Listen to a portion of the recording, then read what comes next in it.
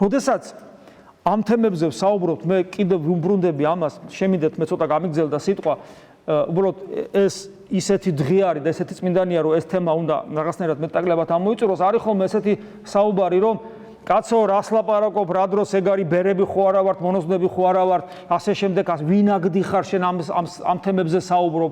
ჩემზეც ესე არის ხოლმე, ვინ არის ეს? მე ვიცი რაც ვარ, ღმერთმა ხო იცის და ვისაც მე ახსარებებს ვეუბნები ხოლმე, მანაც ძალიან კარგად იცის. თქვენ რო გითხრათ ახსარ, ისე სულ რომ ბევრდები და ვიღლები, ერთი ახსარება უნდა გითხრათ და რა ვიცი, 1-2 კაცი თუ დარჩება, ყველა გაიქცევი. ეს უნდა ჩავატარო ერთი ექსპერიმენტი. და აი ნახეთ, მე სახარებიდან ამოგიკითხავთ ახლა ადგილს და გეკითხებით, როგორ შეიძლება სახარების ამ ადგილის მერე ადამიანმა გვითხრას, რომ ეს რა თემებით ინტერესდება. აბა, რითი დავინტერესდება? სახარებ და ხო ვიცით, სახარების ყოველი საკითხავი იგავურ სახეს ატარებს. აი ეს ადგილი. აჰა, ესე რა ორნი ბრმანის ხდენ გზასა ზედა. ბრმა, ხო ვიცით, ბრმებზე საუბრობს? მე კალავე ხარს პირი არ აუკრავდა, პავლე ამბობს, ხარზე საუბრობს? არც ხარზე საუბრობს და არც ზოგადად ბრმაზე, იმიტომ რომ მარტო მუსინათლოზე რო ესაუბრა, ის იქ რო რაც მოხდა, ის დამთავრდა იქ და მორჩა. ზოგადად საუბრობს, სულიერ სიბრმავეზე.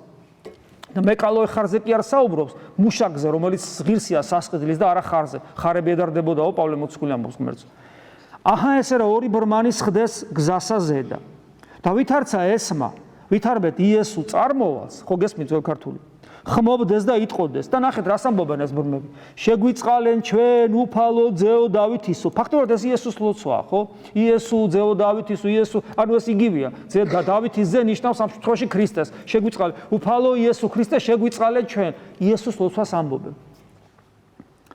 ხოლო ერი, ანუ ხალხი, რისხვიდა მათ.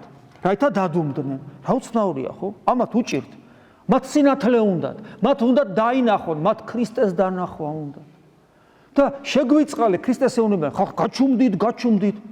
მაგრამ ამათი გულმხრვალება ნახე, ხოლო იგინი უფრო ის ღაღადებდეს, შეგვიწყალე ჩვენ უფალო ძეო დავითისო. არ გაჩერდნენ. მიუხედავად იმისა, როგორ შეიძლება თქვენ ბრმები, ესე იგი ცოდვილები, როგორ შეიძლება რომ ქრისტეს აწუხებთ, როგორ შეიძლება რომ აბა შეგვიწყალე ლოცულობთ, იესოს ლოცვას, როგორ ლოცულობთ, კაცო? ის ბრმები ლოცულობენ იესოს ლოცვას. კიდევ ვიმეორებ, შეგვიწყალენ ჩვენ უფალო და ძეო დავითისო. ძეო დავითისი არის იესო ქრისტე. ქრისტე ხო ხვდებით ესია.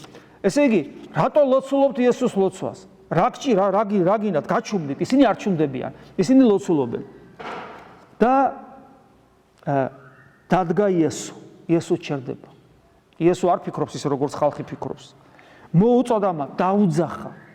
ანუ მათ გულს შეეხო და ეუბნება, რა გნებავს და გიყო თქვენ. და ეკითხება, რა გინდათ? ანუ დაძახება ნიშნავს მათ გულს შეეხო, იგძნეს. ეხლა რა გინდა? აი რაც ამათ უნდათ, მეც ის მინდა და ნახეთ რა უნდათ მათ. რქვეს მას, უფალო, რაითა აღვიხილნე თვალნი ჩვენ. დიახ, მეც ეს მინდა. მე როცა ვცდილობ რომ ლოცვა ვისწავლო და ლოცვა არის სწორედ გონიერი ლოცვა. დანარჩენი ყველაფერი არის ფსალმუნდგალობა. გალობებად იწოდება ყველაფერი. ლოცვა, საკუთრივ ლოცვა არის მხოლოდ იესოს ლოცვა. გონიერი დანარჩენი არის გალობები, ფსალმუნები, დაუჯდომლები, პარაკლისები.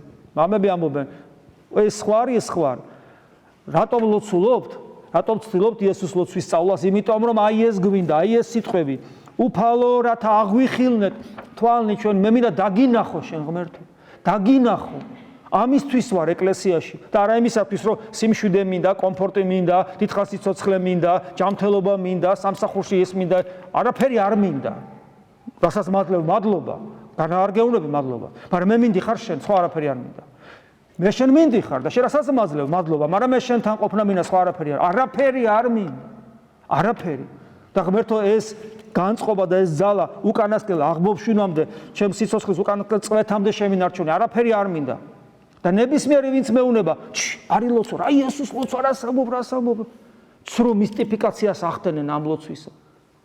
მე არ უჯერებ ესეთ ადამიანებს. რას ლაპარაკობ? ქრისტესთვის მოვედი და შემეუნები ქრისტეს არ მიმართო, კარგად იყავ.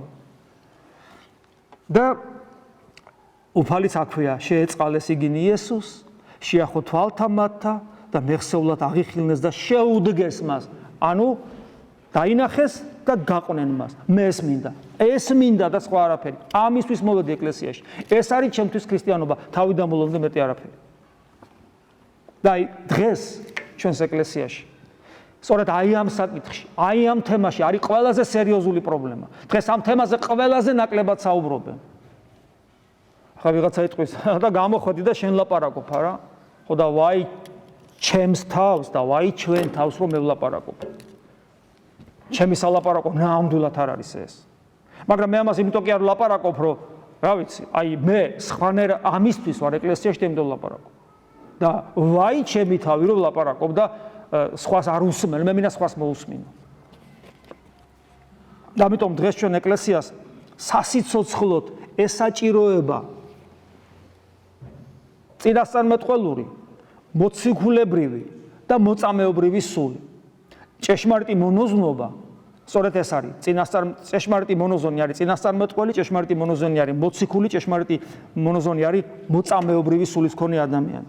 და შესაბამისი მსახურების აღორძინება ესაჭიროება. აი, წინასწარმეტყველური, რა არის წინასწარმეტყველური? რომ ითქვას ღვთის ნება განცხადდეს, მოციქულებრივი, ქრისტეს სწავლება განცხადდეს და მოწამეობრივი, თავის ცხოვრებით ბეჭედი დაასვას, რომ დიახ იესო ქრისტე ჭეშმარიტი ღმერთია. აი ეს სული და ამას შესაბამისი გულმხურვალე მსახურება ესაჭიროება ეკლესიაში. შესაბამისი მსახურების აღორძინება. მე კიდევ ერთ ამონარით წაგიკითხავთ, სადაც ჩემის აზრით ნებისმიერი ცდელობა, ნებისმიერი ადამიანისა, რომელიც არათუ თვითონ გავრბის გონიერ ლოცვას, არამედ გვიკიჟინებენ რომ ეს არაო, მათთვის მე მგონი სამუდამოდ პირის აკვრა იქნება. ეს არის საქმე მოციქულთას მეოთხე და მეხუთე თავები. ესეთი სიუჟეტია, მოციქულები პეტრე განკურნავს ვიღაცა დავრდომილს, განკურნავს იესო ქრისტეს სახელით, მოწყალებას ითხოვს და ჩვენ არაფერი არა გვაქვს, მაგრამ რაც გვაქვს იმას მოგცემთო და იესო ქრისტეს სახელით გეტყვითო, რომ აღდექი და გაიარე და ადგება და გაივლის. იცით ეს ისტორია საქმე მოციქულთაში. ეხლა ნახეთ. სხვის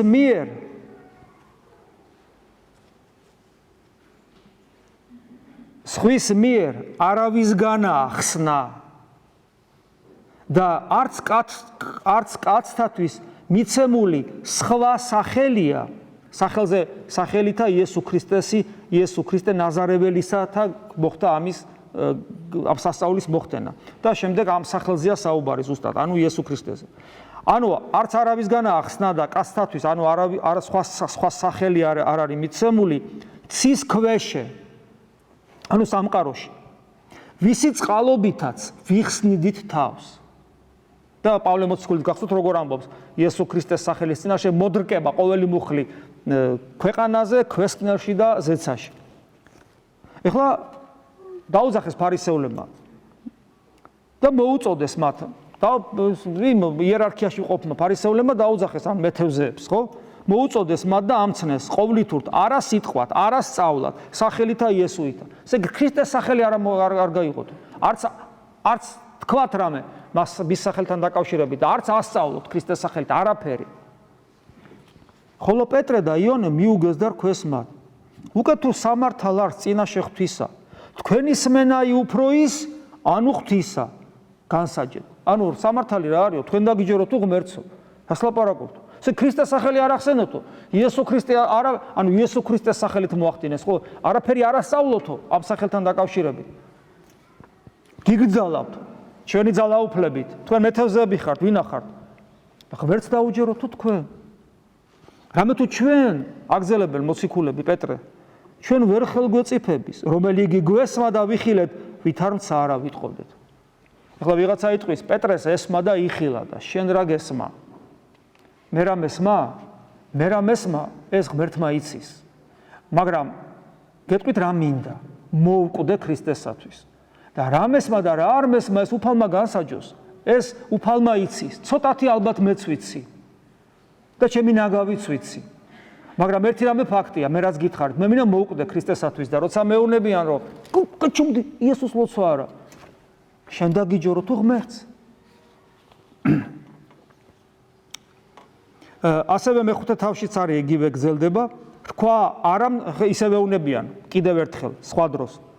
კიდე ქადაგებენ და ხო უთხრას მე ესენი კიდე ქადაგებენ მეორე დღეს და არა მცნებითა გამცენით თქვენ, ანუ კაცრად არ გითხარით, რომ რაით აღარა ასწავლებდეთ სახელით ამით?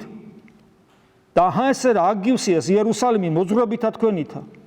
მიუგო პეტრე და მოციქულთა და რქვეს მორჩილება ეჯერას ღვთისა უფრო ის ვიდრე კაცთა.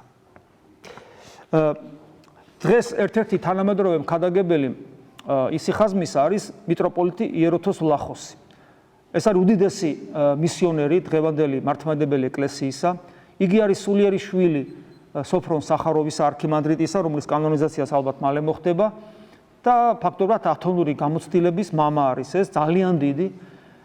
გვინდოდა მის ჩამოყვანა, მაგრამ სამწუხაროდ შეგვაფერხეს. თუმცა მას უკვე თანხმობა ქონა, ამხელა კაცი თანხმობას ამბობს, უკიო ჩამოვალო. მე მქონა ეს ბავშვური ისა, აქ ჩემ კელიაში თუ იცხოვროს მეთქი. მეოცნებობა, ხო, ცუდია. თვითონ უნდა და ეხლაც თანახმაა, მაგრამ სოფლიოს ერთ-ერთი უდიდესი ავტორიტეტია. რაც კი შეხვდებათ მისი ყველაფერი წაიკითხეთ მიტროპოლიტ იეროთოს ვლახოსით და ის მას აქ ძალიან ცნობილი ეს გამოკვლევა ჩატარებული ბიბლიოგრაფია მონოგრაფია ნაშრომი წმინდა გრიგოლ პალამაზე და ძალიან საინტერესოა და ის ესეთ რამეს ამბობს იეროთოს ვლახოსი რომ ჩვენ ვთვლით რომ სწორედ და ისიც ეს ავტორიტეტია და ეს რომ ამბობს ჩვენ ვთვლით რომ სწორედ ცხოვრების ისიხასტური სახე აყალიბებს ადამიანს მართლმადიდებლად. სწორედ ეს არის ყოველი დოგმატის და სარწმუნოებრივი ჭეშმარიტების საფუძველი. ანუ არა ის რომ მე წავიკითხე წიგნში და აჰა ეს ყოფილა მართლმადიდებლობა დოგმატები წავიკითხე ყოვლადწმინდა სამი და ეს გავხდი მართლმადიდებელი. არა. სულიერად რო იცხოვრებ, შენში იბადება დასტური აი ამ დოგმატებისა, რომელიც გამოცხადებით მოგეცა. და შენ შინაგანად იცი რომ ეს დოგმატები სწორია და არა ინტელექტუალურად. და ასევე კიდევ ერთი სიტყვა, რომელიც მას აქვს გამონათქვამი, როდესაც უბრალოდ იეროთოს ვლახოსი კი არა გრიგოლ პალამას. გრიგოლ პალამა როცა იბრძვის და რის წინააღმდეგ დღეს მისი ხსენება. გრიგოლ პალამას ებრძვის ვარლამ კალაბრიელი, რომელიც ზუსტად ამას ამბობს. ღმერთის შემეცნებაში ლოცვა, საკუთარ თავს ჩაღმავება, ეს ყველაფერი ხელთუქმნელი ენერგიებით, ღმერთთან ერთობა საჭირო არ არის. ღმერთის ძიება და მასთან ერთობა უნდა მოხდეს ინტელექტით. სხვანაირად ეს არის შეუძლებელი. და დასცინოდა ისიხასტურ ლოცვის პრაქტიკას, გონიერ ლოცვას, საკუთარ თავში ჩაღმავებას, ხელთუქმნელ ნათეს, ყველაფერი დასცინოდა და ეუბნება ესეთ რამე არ არსებობს. და მას ეუბნება ზოგადად ესე ითქვას, არ შეიძლება ლოცვაზე იმან ილაპარაკოს, ვისაც ლოცვის გამოცდილება არ აქვს და პირდაპირ ეუბნებოდა შენ როგორ ლაპარაკობ ლოცვაზე, როცა შენ არანაირი გამოცდილება ლოცვის არ აქვს. და აი ერთიაძე როგორ გამოდის იცით, როდესაც ჩვენ გვიკიჟინებენ, რომ თუ ხეს ლოცვა საშიში არ ლოცვა, არანაირი ამ ადამიანებს გამოცდილება ლოცვის არ აქვს. არანაირი, აბსოლუტურად. და როგორ შეიძლება არ ქონდეს გამოცდილება? ეხლა ვიღაცა კიდე იტყვის, შენ გა გამოცდილება. უფალმა განსაჯოს ვის რა აქვს, მაგრამ ერთი რამე ფაქტია, რომ ამის გარეშე მართლმადიდებლობა არ არის. და შენ როცა არა გაქვს ეს გამოცდილება, არა გაქვს უფლება უთხრა სხვას, რომ არ ილოცო. და იმას აქვს თუ არა გამოცდილება, ეს ღმერთმა უწყის, მაგრამ შენ ხო არა გაქვს და რატო ლაპარაკობ?